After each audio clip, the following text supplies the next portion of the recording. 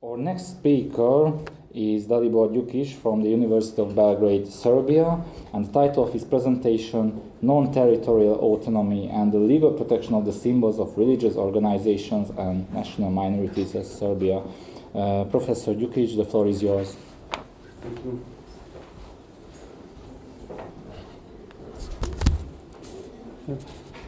you. Dear professors, dear colleagues, it is a really great honor to be here today and to participate in this significant international conference. I would like firstly to thank our organizers and co-organizers as well, and the Central European Academy for the opportunity to be here today with you. Since this is the last session, I will try to sum up my findings and to follow the time schedule. So the topic of my presentation, as you have already heard, is non-territorial autonomy and the protection of the symbols of religious organizations and national minorities. If we try to find the first NTA or non-territorial arrangement in the region of Serbia, anyway, that would be the so-called Ottoman millet system that had been enforced by Ottoman Empire, and actually the Ottomans conferred autonomy on religious groups on a non-territorial basis, while the religious leaders were functionaries of the Ottoman state.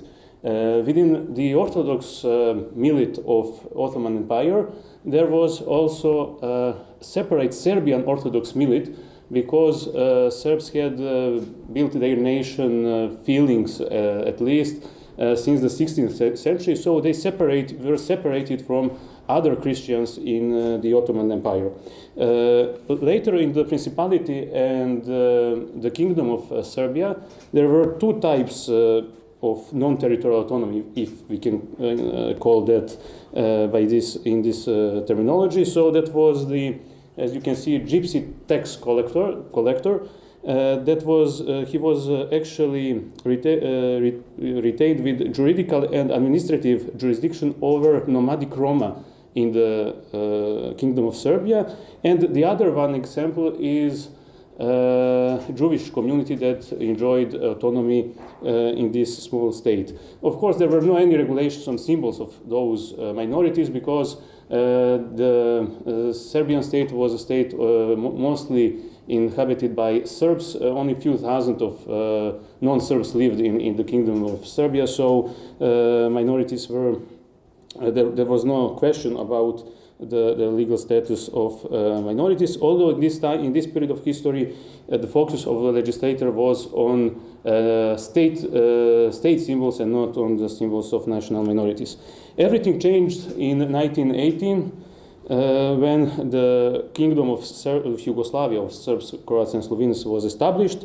The legal status of minorities was firstly regulated by international treaties concluded at the Paris Conference in 1919.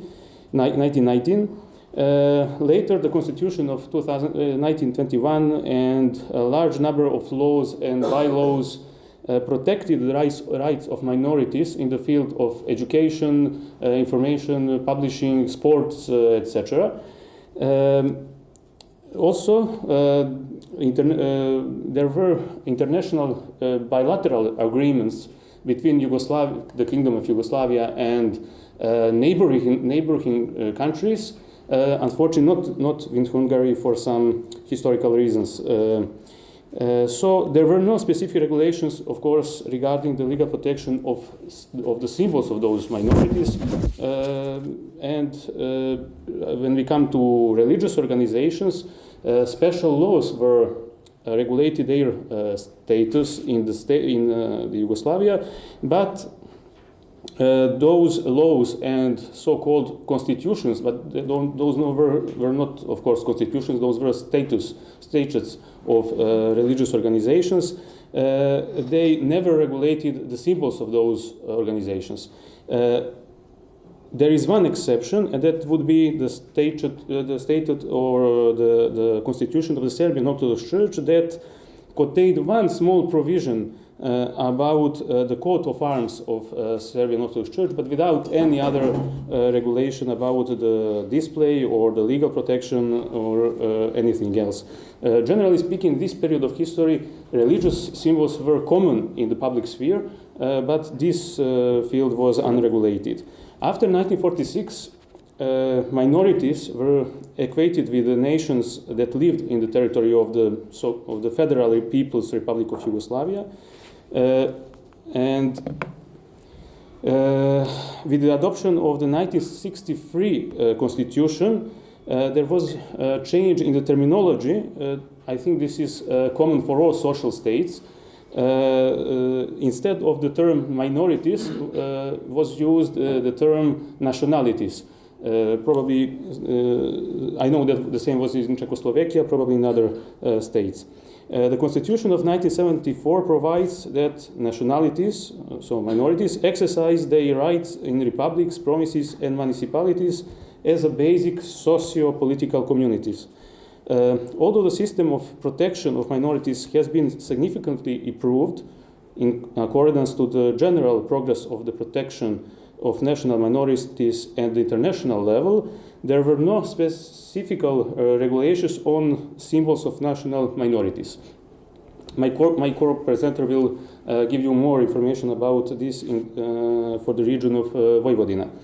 In regard to religious organizations, it is necessary to be said that to be mentioned that after the Second World War, the whole system of state-religion relations was changed. The religion was separated from the state, and religious communities lost the so-called legal entity of the status of legal entities of public law. There were no any regulations on the use of religious symbols in public sphere.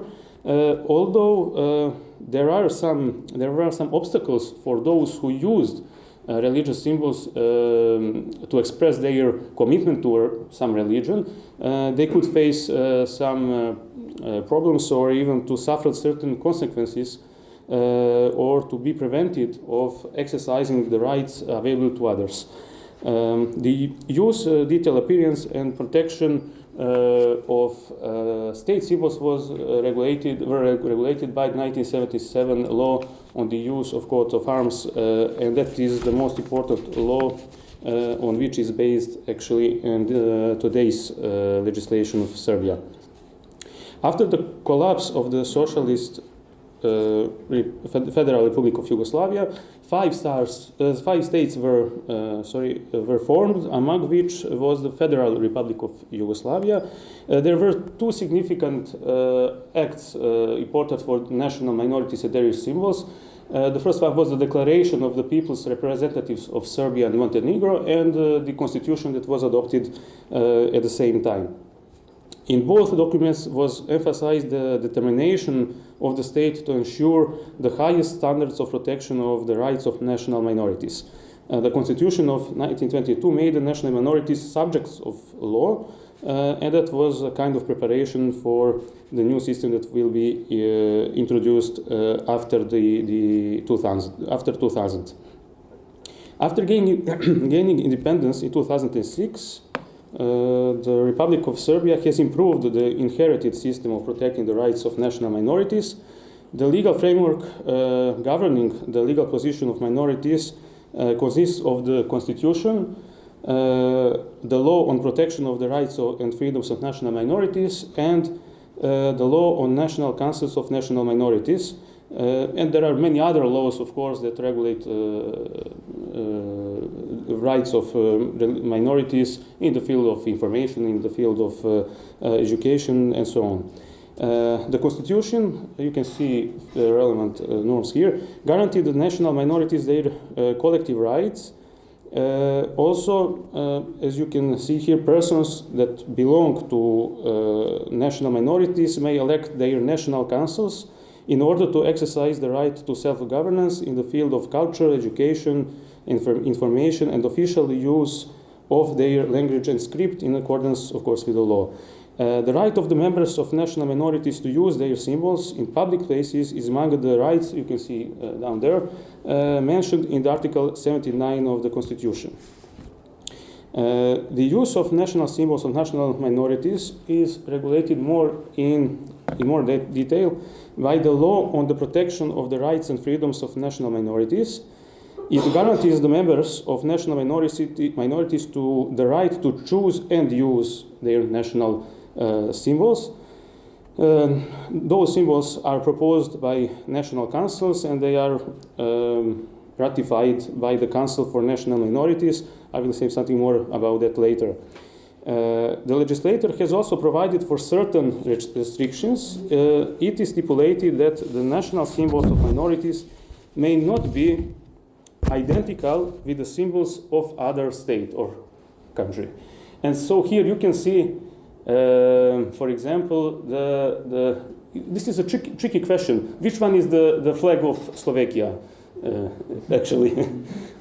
So you can see from the right is the flag of Slovakian minority in Serbia, and from the left is the flag of Slovakia. So the difference is you can play this game, spot the difference.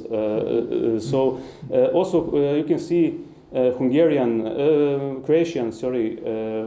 the flag of Croatian minority. So this is one question that could be arised. What does it mean not identical? Is it enough just to change the color around this coat of arms? Yes, it is, obviously. The second question is, can you mix the already existed state symbols of the other state? The example is Hungarian minority, the flag of Hungarian minority. You can see that is actually Hungarian state flag with Hungarian coat of arms on it. So it is possible, obviously.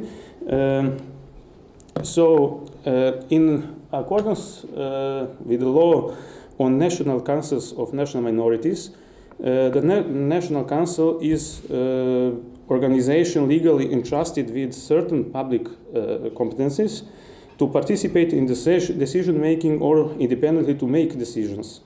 The National Council's members are elected in direct elections to a 4-year term. Those elections were 2 days ago on the past Sunday. There have been many discussions about the legal nature of national councils, which is not surprising given the doubts that arise when it comes to the non-territorial autonomy in general. More about this, probably you can hear about I would say, the leading expert in this field, Professor Korkec, that will speak after me. 23 national councils are registered in Serbia at the moment, including the Jewish Federation of Jewish Communities of Serbia. Regarding the national symbols, the national councils decide on their symbols and they determine the proposal of national symbols of national minorities. The final decision on the symbols of national minorities is made by the Council for National Minorities, that is actually made from the presidents of councils of national minorities, all of them, plus ministers that are responsible for the rights of national minorities in their fields. Special decisions of the Council for National Minorities from 2006 have enforced the national symbols of Bunjevac, Bosniak, Hungarian and Croatian national minorities. Then we had some problems with constituting this council, and in 2009 the same council was ratified the coat of arms, flag and national holidays of the Bulgarian, Wallachia, Macedonian, Romanian, Ruthenian and Ukrainian national minorities. While it has only ratified the coat of arms and the flag of the German and Slovak minorities, they didn't propose, I don't know what are the reasons, their national holidays. In regard to religious organizations, the Constitution of 2006 and the Serbian legislation do not regulate the right of religious organizations to use their own symbols. I'm talking about the symbols, the flags, coat of arms of religious organizations, and not about religious symbols as crucifixion or any other religious symbol. Religious symbols enjoy a certain degree of protection under criminal law, as their defamation carries 1 to 8 years prison sentence. However, the condition is that the defamation is done with the aim of causing or inciting national, racial, or religious hatred and intolerance. And finally, last time I was here in June during our conference, I brought one ball with me to show you the problem, the lack of regulation of the commercial use of state symbols. Now I brought again something with me, but it has nothing to do with the children. Actually, now it's not so sweet story. Now it is something that I have to mention because it has to do with symbols and with their protection, and also it is a unique situation that happens at this moment in the whole Europe probably.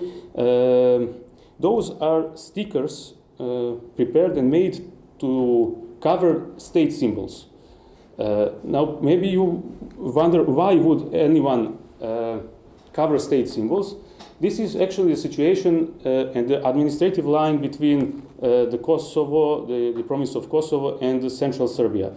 According to the agreement between Pristina and Belgrade, and in order to avoid the appearing of the symbols of the institutions in Pristina inside of Serbia and vice versa, there is an agreement that state symbols will be covered by those stickers in order to be allowed for vehicles to enter the territory of the province of Kosovo and Serbia. So I'm not going to talk about this. This is something that I would need more time, more years maybe, to explain. But this is, I think that this shows this connection, the interplay between the autonomy, the sovereignty, and this struggle for the protection of integrity, territorial integrity.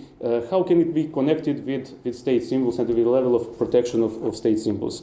And this is also one more proof that our research topic is actually very relevant and needed. So thank you for your attention, and I hope that yes, okay, that's it. Thank you.